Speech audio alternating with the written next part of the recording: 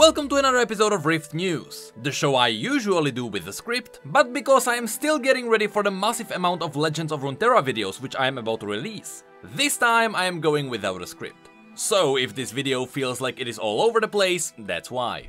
Regardless, it's gonna be a quicker one, because even though there is a lot to talk about, everything is straightforward. So as always, first let's have a look at what is happening in League.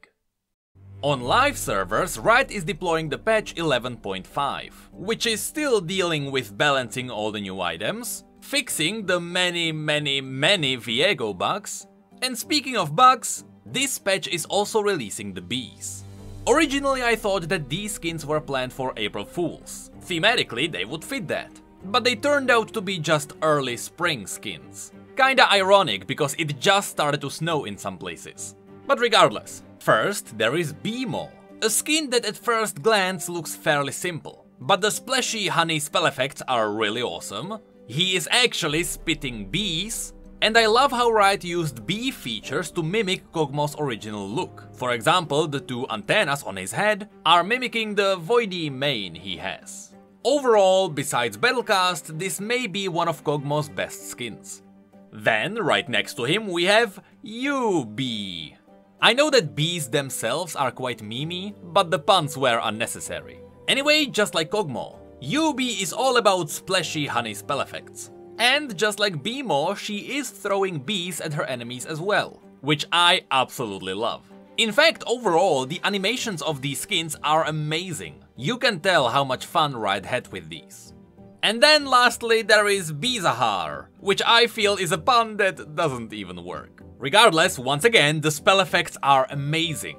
I love the gooey honey shield for his passive. The silence are actually two bees charging at each other. Of course, his W summons wingless bees, which by the way is actually a thing in real life, and his E is just a tiny swarm of bees. Finally, his ultimate is Bizahar vomiting honey, which by the way, don't look up how honey is actually made.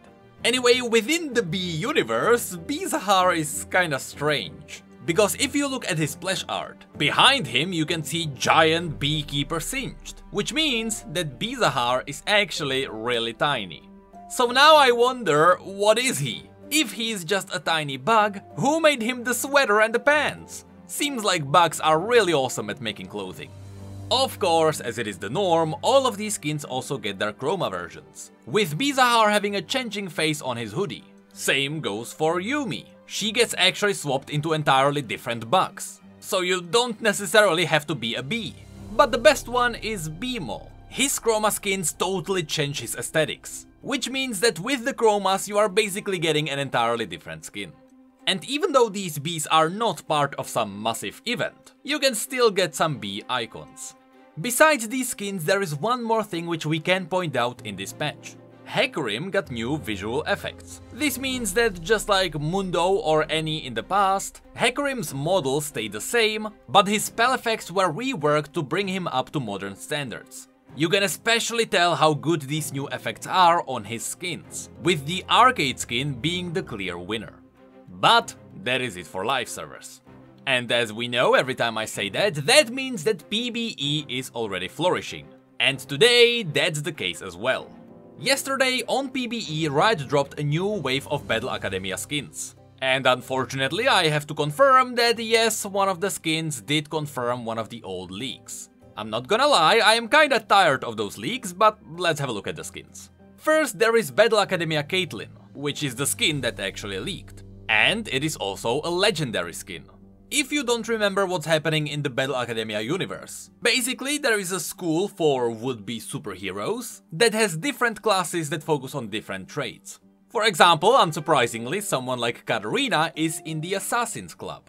And here it was confirmed that Caitlyn is in the second year of the Luminary Club, although we don't really learn what the club is about. In-game, the skin looks surprisingly voidy. She almost reminds me of Kaisa if she was a sniper. And also a bit more anime. Of course, because it is a legendary skin, just like Battle Academia Ezreal, she got entirely new animations which are really polished. That's on top of the fact that the spell effects themselves are really great too. Next, we have more anime boys such as Garen, who got a really unique look after he changed the color of his hair. I'm not gonna lie, even though he looks a little bit less bulky than he normally is, he has an incredibly unique look here. This one is totally different from his other skins. Now, even though normally Garen has very simple spell effects, simply because his abilities are very simple, here Riot did amazing job both on the sound effects and the spell effects. Whenever you auto-attack something, you get cartoony hit indicators, mimicking what you can see in a manga. This is further underlined by the anime sound effects of his charging blade, and the same 70s anime sound effects for his ultimate. And within this universe, of course Garen is in the Battle Club. Then we have Battle Academia Wukong, who actually is not really a monkey here. He's more of a monkey boy, who's obviously also in the Battle Club. Now in-game, even though Wukong is just as simple as someone like Garen, somehow Garen actually got better spell effects. I understand that Wukong is more subtle and sneaky, but here he kinda looks plain. The model looks fine, but I believe it looks a little bit off because of how old his animations are. Wukong essentially hasn't changed ever since he was released, and at this point you can really tell. The only ability that somewhat stands out is his ultimate, but even that is just fine. The most interesting thing to point out is that when his clone disappears, it leaves behind a laughing emoji, and I love that. It's almost like a free emote. Then there is Battle Academia Yone, quite a surprising skin, but a welcome one. Just like Katarina, Yone is in the Assassin's Club, which by the way is the only club that is allowed to kill other students. Kinda weird, since under these circumstances the other students wouldn't be able to fight back. Regardless, this situation gets even more screwed up when you realize that Yone is likely wearing the badges of the dead as his trophies. Besides this, I really like how he's wearing his jacket as a kilt. It's such a flawless way to keep his classic looks. In-game, even Yone's classic skin is really flashy, so it's no surprise that this one looks really good. Everything around him is inspired by the near-future anime style, and especially his ghost form has really smooth effects around him. And lastly, there is Leona. At this point, looking at Garen and Wukong, you can see that the overall theme of this skin line is everyone has colorful hair. And so here, Leona turned from yellow to blue.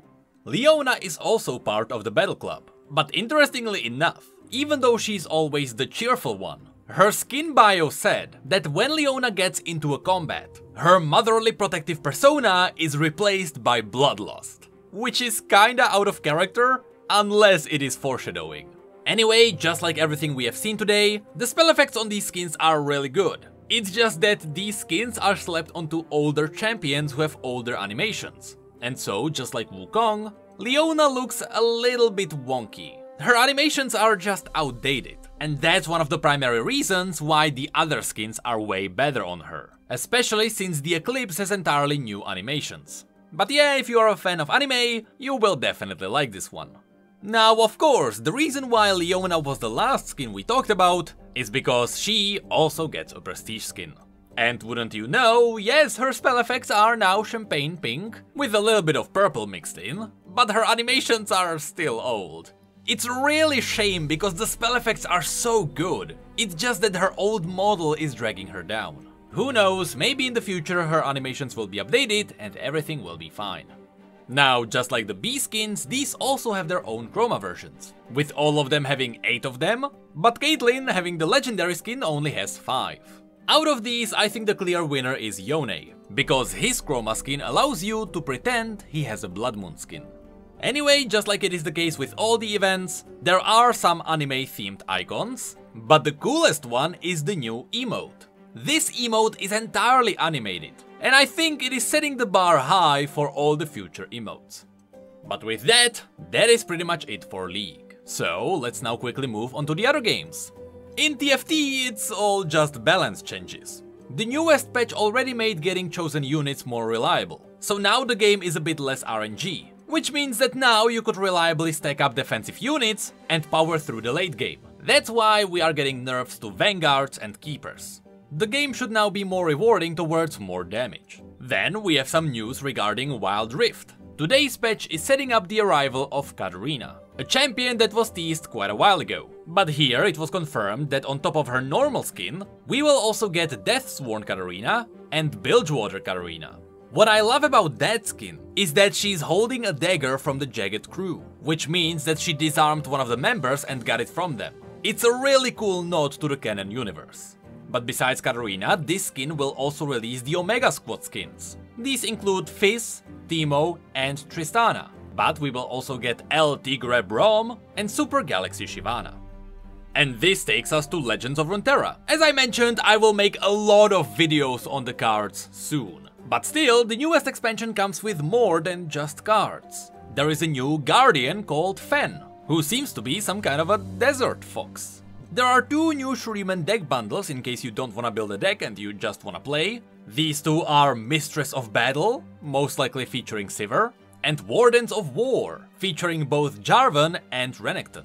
But on top of these, there will also be a new event, which means that there is also an event pass. This will include the new Guardian, some really cool new emotes, and even Shuriman card backs. These card backs feature Azir, Taliyah, Nasus, and Renekton. All of these look absolutely amazing. And finally, there is also a new board. I know that almost no one cares about this, but the reason why I am excited for new boards is because this means we are also getting new soundtrack themed around the region. And I can't wait for the thematic Shuriman music. Lastly, I should also point out that yes, the emotes are all just memes. At this point, you know that's the norm. But more on Legends of Runeterra in future videos. Now let's move on to Valorant. In Valorant, we got a new agent, Astra. Now, when you watch her trailer, you may get really confusing, because she's actually a bit more complicated than she seems. You see, Astra can assume astral form, which allows her to set up stars around the map. And as the game is going, she can trigger those stars to do different things. Her Q will trigger a star to confuse people. This is not a blind, this is more of what Breach does. Her E turns the star into smoke. Her C turns it into a gravity well. This is a really easy setup for kills, but be aware it is relatively easy to just run out of it. It is way better to use it as a tool to get camping people out of their spots. And lastly, her ultimate triggers the star to create a wall that splits the map. This wall will block all bullets, but you can still throw grenades through it. Also, the wall will dampen sounds, so it will be almost impossible to hear what is happening on the other side. But yeah, that's Astra for you. Now, even though that is it for Riot's games, there are more things to talk about. For example, recently Riot started hiring people for their MMO, which means that the MMO project was now fully greenlit. Also, it was confirmed that the MMO is happening on Runeterra and that it is an MMO RPG, which means that we are looking at your classic MMO in the world of League of Legends. And I can't wait. And the last thing to mention in this video is the new merch. I thought Riot would release this to celebrate the Ruined King game, but apparently they released the Misfortune statue early. So if you are like me and you are a fan of the unlocked statues, Misfortune is now available. But that is it for this scriptless video. I have no idea if you'll be able to tell, but I wrote nothing down. And the video got longer than I expected. So I am going off because I am about to release 4 videos on Legends of Runeterra. Yes, those cards are that awesome. And yes, I am pretty sure I figured out what these are.